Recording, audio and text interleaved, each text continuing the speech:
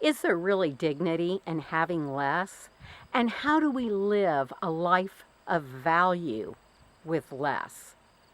That's what we're going to talk about today.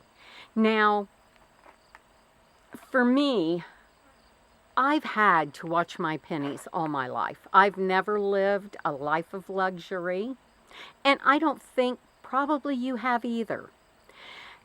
But there are a few things that go along with retiring on Social Security alone and learning to live on less, but still being able to keep our self respect. And so many people out there are going to tell you just appreciate what you have. And that's true. Learn to say no. That's true. Redefine your value. And that's true. These are all things that are true. It's all things that people are going to tell you, but it's also the wah that everybody says, but they never really tell you how to do it. And that's kind of one of the things I want to talk about today is exactly how do we keep our self-respect? How do we find value in living a life on less, and what that might feel like. Now, for me, I've always lived on less. And even when I did have money, I was not that person that went out and spent a lot and tried to impress other people.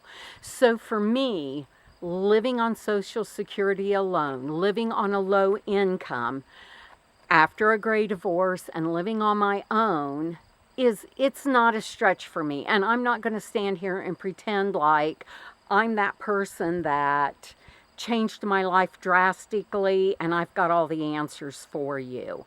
Because I've always lived on less and I've never tried to impress people.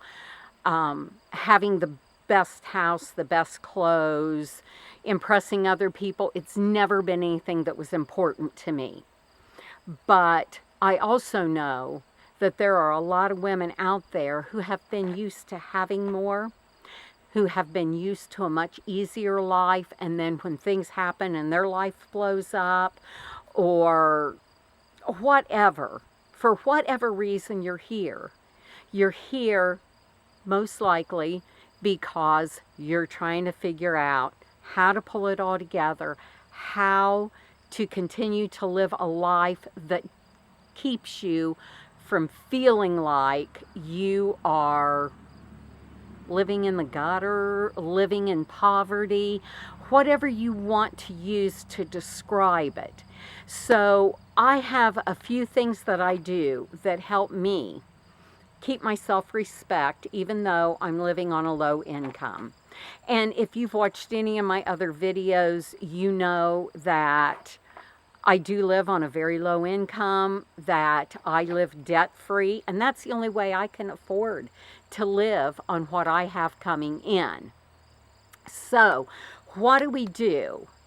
You have to develop a very strong, invisible strength.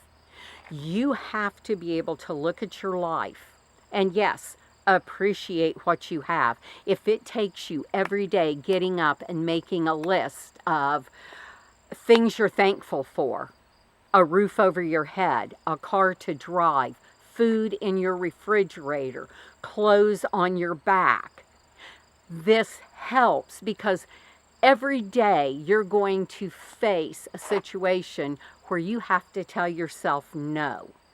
No, you can't go buy that item of clothing. No, you can't buy a new car. No, you can't buy a lot of home decor. No, you can't go on a once-in-a-lifetime vacation.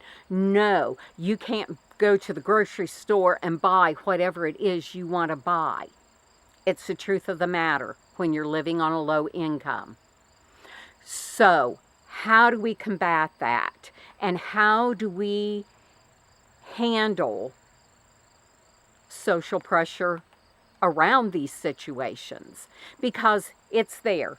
And even when friends or family members don't mean to put social pressure on you, they do.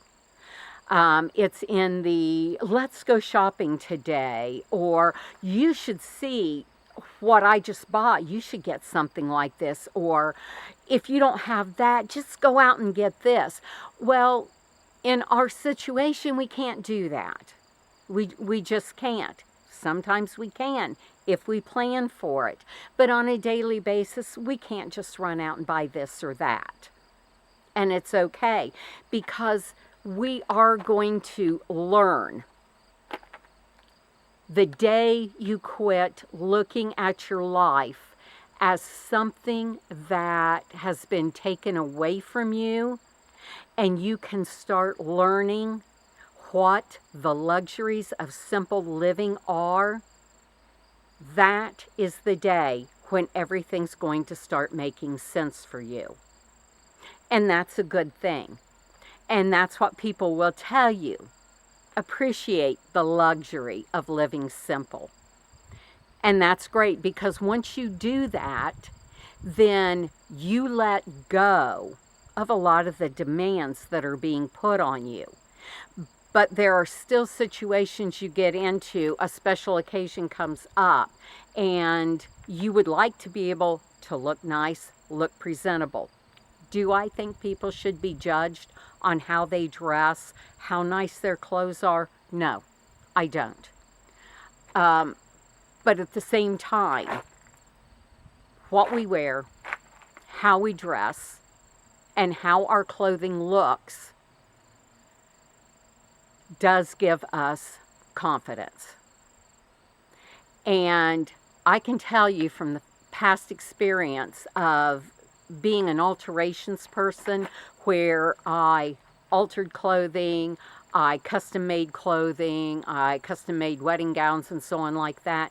You take a piece of ill-fitting clothing and you put it on somebody, and if they have the slightest bit of trouble with their self-confidence, you're going to see it in their face. You're going to see it in the way they hold themselves. You put on a piece of clothing that is well constructed, that looks nice, whether it's new or not, and you see it in their face. You see their confidence build. So, what are some of the things I do living on a low income that help me in those situations? Well, my lifestyle now, since I'm retired, does not require me to have a wardrobe full of professional clothes. I mean, if I have one suit for funerals, let's face it, at my age, it's usually a funeral I'm going to need a suit for, or possibly a wedding.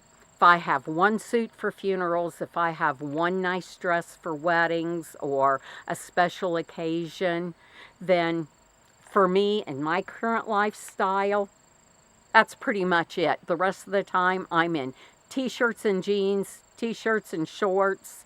You know, I have a few button-down tops, but I have a very simple wardrobe because, let's face it, most of the time I'm either working on my house, working outside, or spending time with my grandchildren.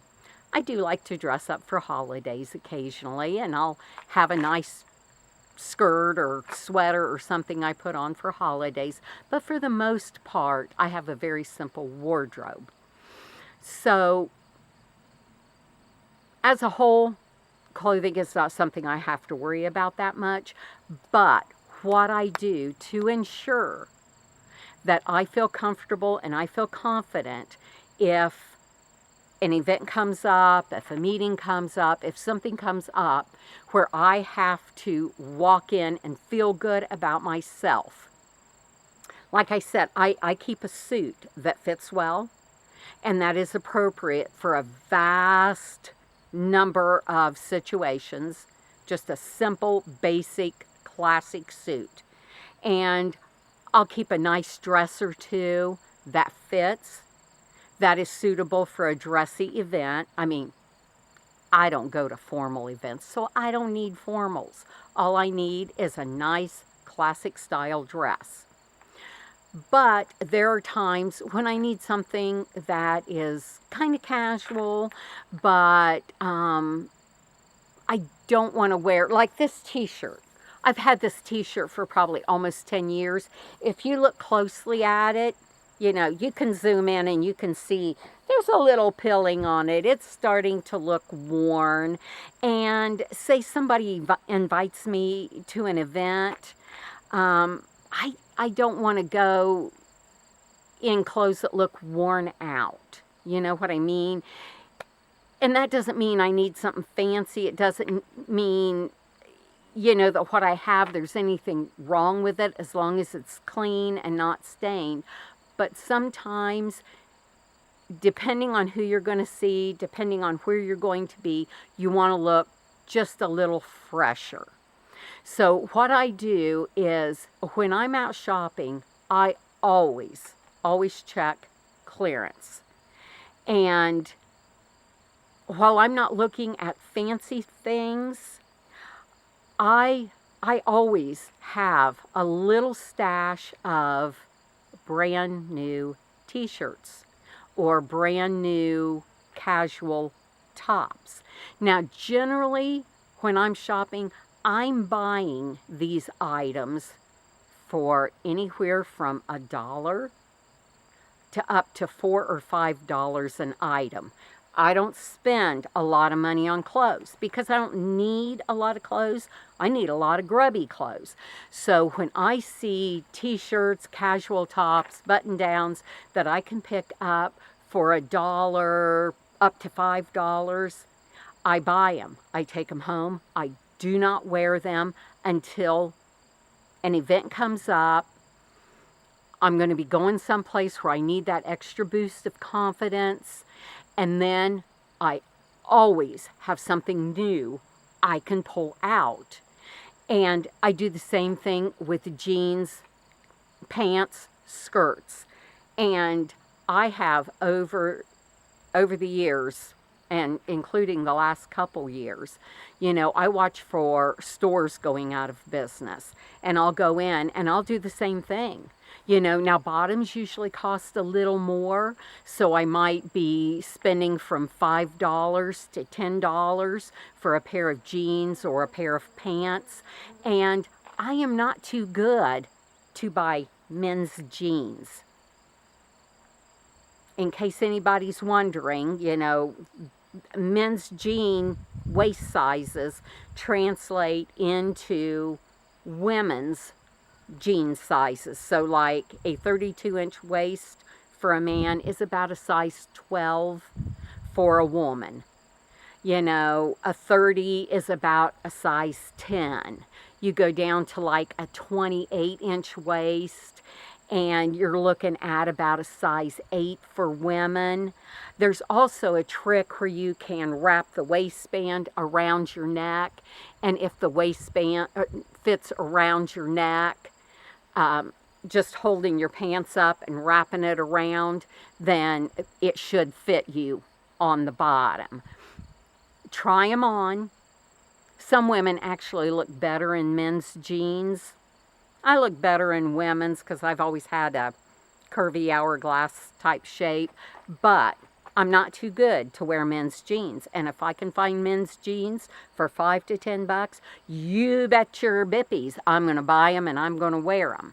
So I always have tops and bottoms put back that I've never worn, that if something comes up and I need to feel good about myself, I can show up and I can have a new outfit on. Now, it may not be fancy, just simple, basic, classic. And that will give you a boost of confidence. Now, if your lifestyle is different than mine, shop for those items, for those events, or those types of trips that will suit your lifestyle, because I know you may be a lot different than me. You may be a woman who had a very active social life, and now because of life changes, you're going from having a high income to barely having enough money to live on. So you can still find really good deals. You just shop for what's best for you. Now, as far as your home, I have known a lot of women who they go through a life-changing event. They go through a great divorce.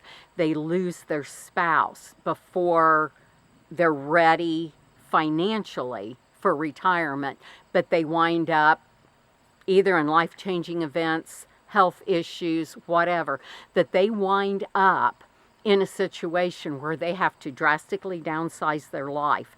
They move into a home that is not up to their normal standards. And I have seen a lot of women who were always used to having lovely homes and entertaining to starting to isolate themselves because they're ashamed of where they live. And I've never lived in fancy homes, but I mean, I have in the past had the money to fix my houses up and make them look nice. Well, I've got flies out here today.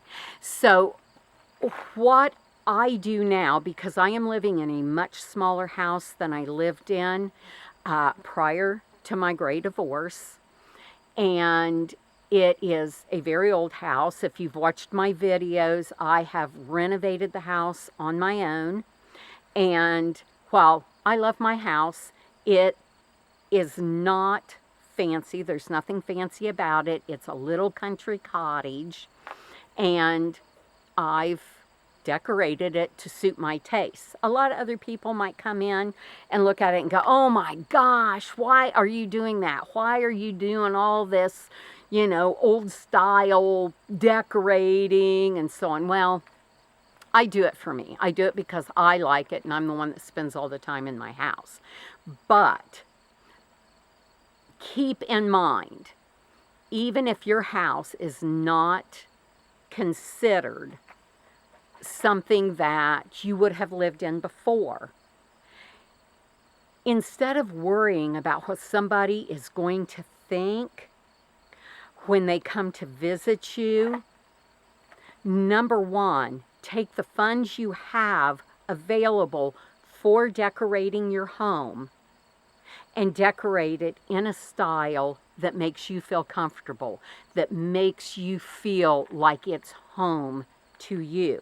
Now, whether that is purchasing things secondhand, which a lot of what I have has been purchased secondhand, whether it is shopping for your decor items, possibly in Dollar General, Dollar Tree, some of these little stores that are considered those dollar stores have almost the same items that you would find in some place like Hobby Lobby or TJ Maxx or some of the fancy full price stores. And sometimes you can take those items, just give them a little bit of a facelift and make them elevated. You can bring them up to make them look like they're worth a lot more. But there's all kinds of people out there that will show you how to do that. And I may show you a few things here and there. But the most important thing is not what you have so much to impress people when they walk in, but keep your house clean and maintained. That is the most important thing. As long as you have your house looking clean, smelling clean, and decorated in a way that makes you feel comfortable, people coming into your home will feel comfortable. It's true that we have to have dignity and self-respect in the situation we're in. It's true that we need to live a life of value. So do good things in the world. Help people out in ways other than throwing money at them. learn to respect yourself and the quiet strength that you have. These are all valuable things, and it's all things that we are capable of doing, whether we have a small income or a large income. But I always try to have a few things put back, even with supplies for my home, just in case you start to get peeling paint, you get really dirty walls. When I see paint on sale that's a mist tint that I can pick up for $5 to $10 a gallon, yeah, I'll pick it up and I'll put it back for that day when I don't have any money and I get notice that I'm going to have unexpected company, maybe somebody who hasn't seen me in years, and I may have a room that needs to be freshened up. I may have a need just to retouch a few things, a piece of furniture that needs an uplift. Then I've got the supplies. I can bust them out, and I always keep a supply of paintbrushes, paint rollers, paint liners, all of those things I try to keep on hand. So if something comes up, I don't have to go out and spend money right now.